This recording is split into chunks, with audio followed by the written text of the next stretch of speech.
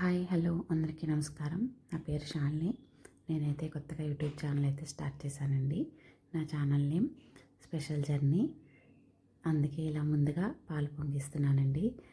So welcome to my channel special journey. యాక్చువల్గా ఈ video అంతా కూడా ఉగాది రోజుదండి. కొంచెం లేట్గా అయితే పోస్ట్ చేస్తున్నాను. నేను ఉగాది రోజు ఏమేం చేశాను అనేది వీడియోలో ఉంటుంది. నేను మార్నింగ్ లేవగానే ఇల్లంతా తుడుచుకుంటున్నానండి. ఒకసారి తుడుచుకొని మాఫ్ అయితే పెట్టుకుంటున్నాను. ఆ వాటర్లో అయితే నేను ఉప్పు, పసుపు, పచ్చకర్పూరం అనేది వేసానండి. వేసుకుని శుభ్రంగా ఇల్లంతా తుడుచుకొని కిచెన్ కూడా నీట్గా తుడుచుకొని ముగ్గులు అయితే పెట్టుకున్నాను. స్నానం చేశాక నేను కాఫీ తాగుతానండి. సో స్నానం చేశాక వేడిగా ఒక స్ట్రాంగ్ కాఫీ అయితే తాగి మిగిలిన పనులు అయితే స్టార్ట్ చేస్తాను. రోజు అంతే. ఉగాది అనగానే మనకు గుర్తొచ్చేది ఉగాది పచ్చడి. సో ఫస్ట్ అదే ప్రిపేర్ చేశానండి. చాలా బాగుంటుంది కదా, తీయగా పుల్లపుల్లగా. మీలో ఎంతమందికి ఉగాది పచ్చడి అంటే ఇష్టం? నాకైతే చాలా ఇష్టమండి.